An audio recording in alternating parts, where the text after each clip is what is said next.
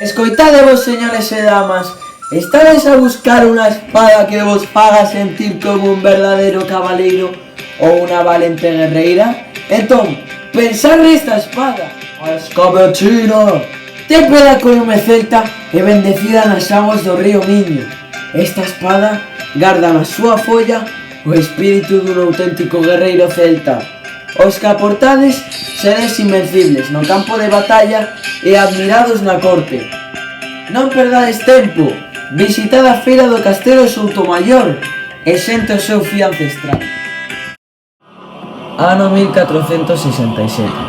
Tempos que o pobo galego, afectado por fame, epidemias e os abusos da nobreza, sentía agraviado e rebelouse contra os señores que exercían desde as súas fortalezas. Esta revolta, coñecida como a Rebelión Irmandiña, foi unha resposta a un sentimento de injustiza acumulado e unha oportunidade para desafiar o poder señorial e a autoridade real. E no medio de todo este ambiente, unha moza de 13 anos vive unha situación moi difícil. Os seus pais desaparecen e decide sair na súa procura. Ao longo do camiño, a rapaza enfróntase a moitos perigos, pero non se rende, demostrando unha gran forza e valentía. Levo días contando pasos e sombras, e cada folla que cae parece un aviso, mais non volverei atrás, non agora. Hai noites que esperto sen lembrar as súas voces, a miña nai, o seu sorriso sae néboa, e o rostro do meu pai desaparece no medio desta escura noite.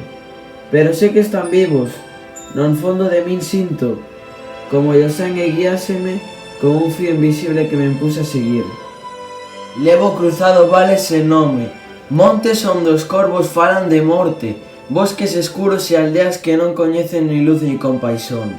E cada paso que dou sinto medo, medo de non atopalos, medo de atopalos que non me recoñezcan, medo de que todo isto sexa un balde. Pero tamén teño forza herdada, quizáis deles. Camiño perigoso chamaronlle, mais eu pregúntome se o perigo non vive máis en nós que no camiño mesmo. Se este camiño é perigoso, que así sexa, que rompa o mundo antes de que eu rompa a promesa que me fixen, atoparvos e non pararei, por moi escura que sexa a noite, non pararei. Só quero volver mirar os seus ollos e dicir: aquí estou, queridos pais, non parei de buscar. Boa noite, Xoano Poeta, guía de peregrinos nos camiños de Santiago.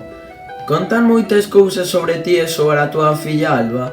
Alba, ai, esa rapaza ten máis lume que a unha fogueira na noite de Son Xoán. Que queres saber, amigo? Senta que aquí hai pan e viña. Contan que marchou súa por un camiño perigoso en busca da túa e da súa nai? É verdade, a miña filla Alba marchou na nosa procura, pero non só por amor, senón por xustiza. Que vos pasou? Ai, se eu contáseche, un día a miña filla tivo que presenciar como levaban uns homes a súa nai. E onde estabas ti? Estaba no monte cun grupo de xente, porque chegou o tempo de erguerse. Aquí, o señor do castelo vivía ás nosas costas. Impostos, castigos, fame e ninguén dicía nada. Así que fun a buscar os meus xente de outras aldeas para organizarnos e pedir ao señor o que é noso: pan, terra e dignidade. Que lle dixestes a túa filla cando che atopou? Díxenlle: filla, estou aquí, a túa procura non foi en balde. Estou moi orgulloso de ti, a miña moza valente e loitadora. O camiño foi longo, pero os pasos sempre acaban cruzándose, porque os que se buscan con amor sempre se atopan. Amigo, xa basta de preguntas. Colle o teu cunca e brindemos polo camiño, pola Alba, pola xente valente. Pois así concluímos a nosa viaxe polas voces do camiño.